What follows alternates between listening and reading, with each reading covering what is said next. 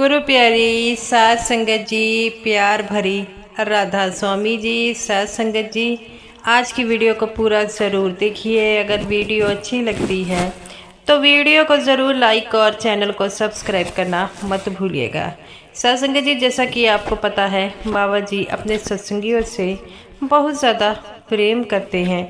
तो साध संगत जी, आज की जो साखी है वो बड़ी ही सच्ची घटना पर आधारित है और डेरे की साखी है। साध संगत जी, जैसा कि आपको पता है कि डेरे में किसी के भी आने जाने की पाबंदी नहीं है। बाबा जी सभी से प्रेम करते हैं। साध संगत जी, ये जो साखी है एक मंदबुद्धि लड़के की साखी है जो अपनी माँ के साथ डेरे में आया हुआ था और सत्संग के समय जब वह उसे सत्संग में बैठाया गया तो वह शोर मचाने लगा, जिससे एक सेवादार ने उसे बार बार बिठाने की कोशिश कर रहा था, लेकिन वह बैठ नहीं रहा था। तब अचानक एक सेवादार ने उस पर रोने लग पड़ता है, जिसे देख बाबा जी दूर से देख रहे थे। तब बाबा जी ने उसे बुलाकर अपने पास ऐसा क्या कहा जिससे वह लड़का जो था वह खुश हो गया। सत्संगत जी, ये जो साखी है एक सत्संगी परिवार की साखी है और उस साखी में एक मंदबुद्धि लड़का था जो जन्म से ही ऐसा था। तो उसकी माँ जो है वह सेवा करती थी सत्संग घरों में और अपने साथ बेटे को भी ले जाती थी। और डेरे में वह जब से उसका बेटा पैदा हुआ है तब से नहीं गई। तो उसकी सत्संगी बहनें कहती हैं कि तुम जब से तेरा बेटा पैदा हुआ है तो इसे अपने साथ डेरे में कभी नहीं लेकर गई। तो वो कहती है कि ये वहाँ पर शोर मचाएगा और ये उधर उधर गुम हो गया तो उसे मैं कहाँ ढूंढूंगी। यहाँ पर तो सारी बहनें इसे जानती हैं और यहाँ पर जगह भी कम है, ये आसानी से मिल भी जाता है।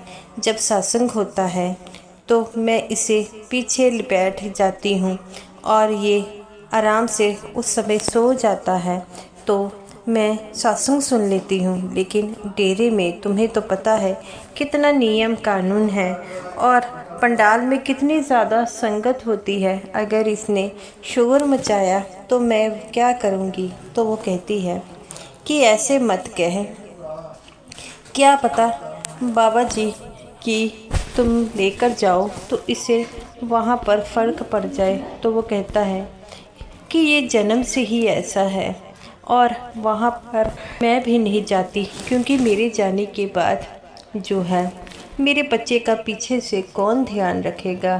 तो वो कहती है दूसरी सत्संगी बहन, ये तो तू सही कहती है, लेकिन तुम्हें एक बार तो अपने बेटे को लेकर जाना चाहिए।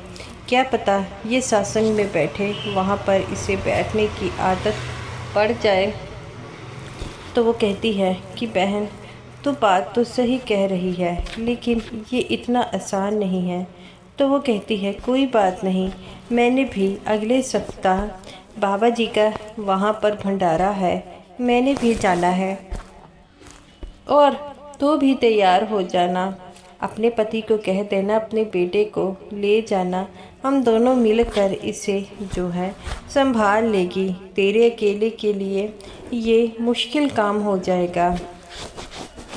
तो वो कहती है कि बात तो तूने बिल्कुल सही कही है, मैं घर जाकर अपने पति से इसके बारे में बात करूँगी और अगर वह मान गए तो मैं तुम्हें बतला दूँगी। तो वो कहती है तू किसी बात की चिंता मत कर, जब मैं तेरे साथ हूँ तब तुझे किसी बात की चिंता करने की कोशिश नहीं करनी चाहिए। तो वो कहती है नहीं नहीं, मैं किसी बात की चिंता नहीं कर रही। तो वो कहती है चलो ठीक है, तो कल मुझे बता देना अगर तुमने जाना होगा। तो वो कहती है ठीक है, मैं अपने पति से बात कर लूँगी, अगर मैंने जाना होगा तो तुम्हारे घर में जो है तुम्हें फ़ोन कर लूँगी। तो वो कहती है हाँ हाँ फ़ोन कर लेना, ये बात बिल्कुल ठीक है। तो वह अगले दिन अपने पति को जाकर इसके बारे में पूछती है और कहती है काफ़ी साल हो गए हम लोग डेरे में नहीं गए, तो क्या हम डेरे में जा सकते हैं? तो वो कहता है तुम्हें तो पता है कि ये कितना शरारती है, अगर ये किसी से ना टिका तो क्या होगा। तो वो कहती है कि मेरी एक सहेली जा रही है, तो मैं अपनी सहेली के साथ चली जाऊंगी और हम दोनों मिलकर इसे संभाल लेंगे।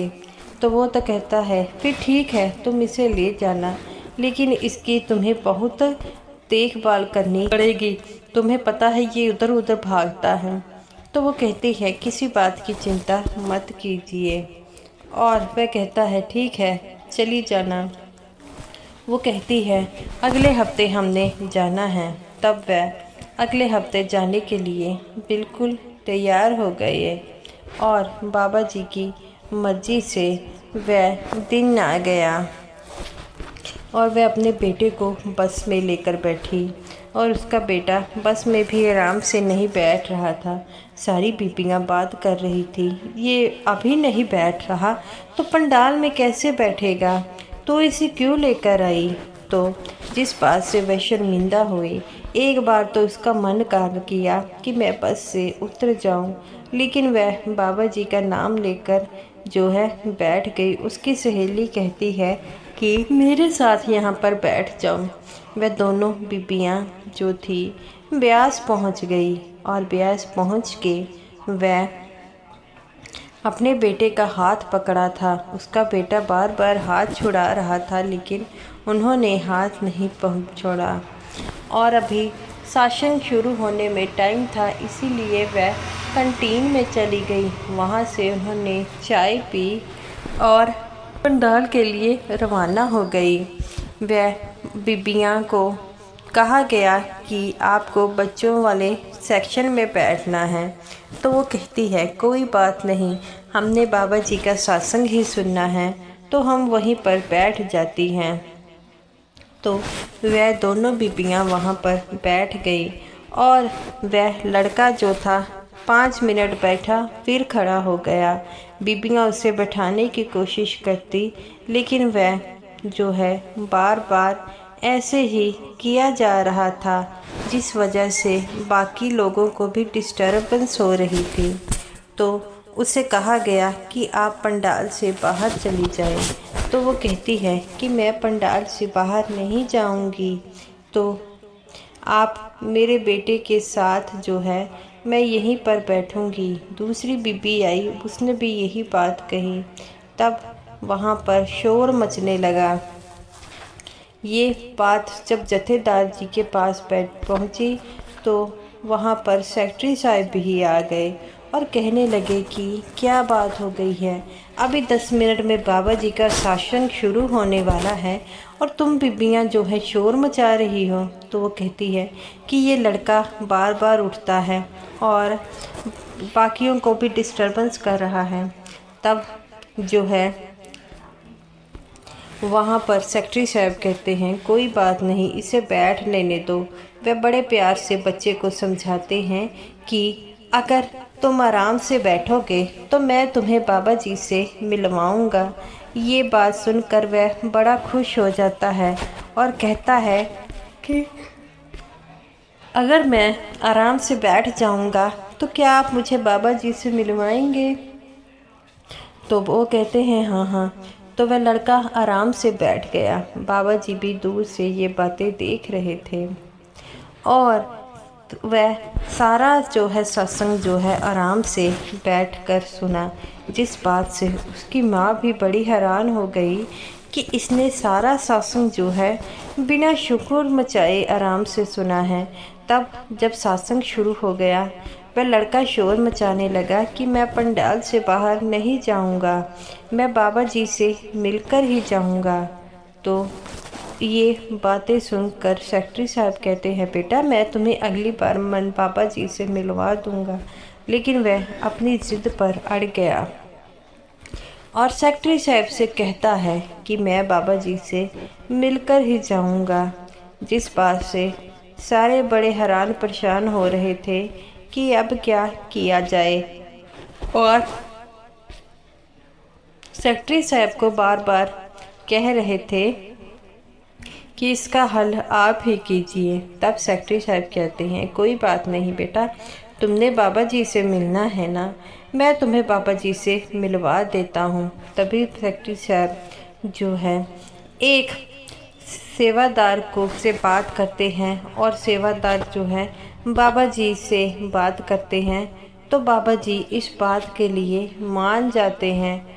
और वो बाबा जी उस लड़के को कहते हैं कि बाबा जी तुमसे आधे घंटे में मिलेंगे, क्या तुम आधे घंटे तक यहाँ पर वेट कर सकते हो?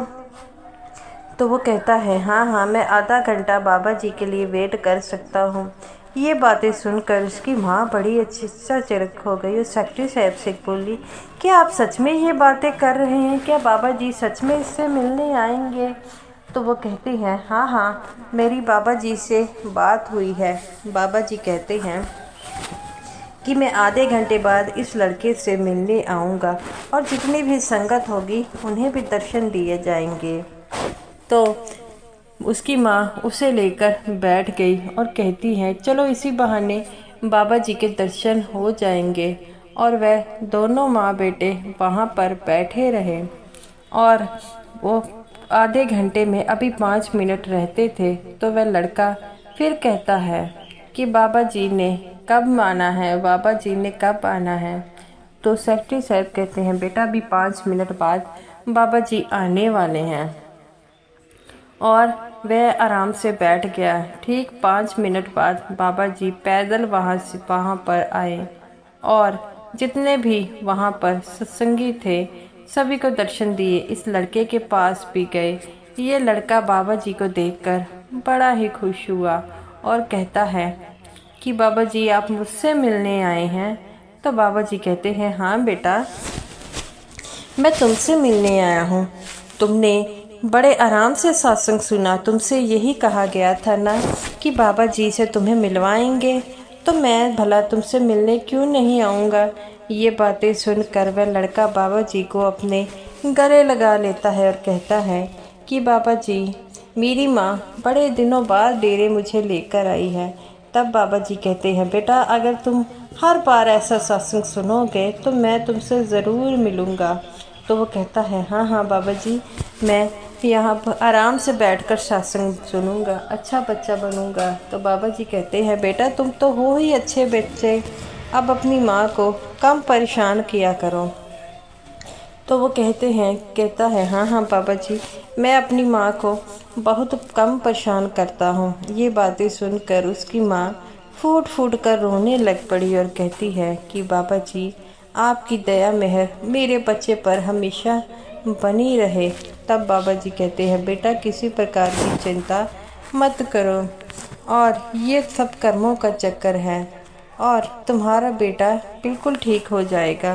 तुम किसी प्रकार की चिंता मत लगाया करो और जो कुछ होता है उस मालिक की मर्जी से होता है।